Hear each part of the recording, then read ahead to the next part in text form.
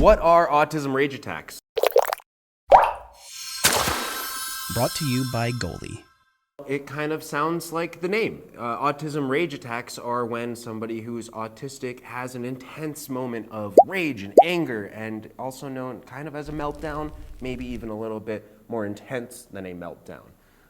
This could be from anything from sensory overload. Autism rage attacks are really just an inability to communicate their needs at the time. So when you can't communicate those needs, everything gets really intense and you feel like you're going to blow up. So what can you do as a parent to try to mitigate some of these autism rage attacks, or how can you avoid some of these as well? Well, of course, the first important thing to do if your child's experiencing one of these is to create a safe, calm environment. We want to make sure we're regulating emotions and regulating the sensory input of that environment. If you know your child doesn't like loud noises, maybe we should get away from that super loud fan in the background. Other techniques like deep breathing techniques in order to emotionally regulate yourself are very important in some of these moments. These are extremely uncontrollable bouts of anger. So the best way to do it and get away from those extreme bouts of anger is to regulate the body. So how do we avoid autism rage attacks kind of in general?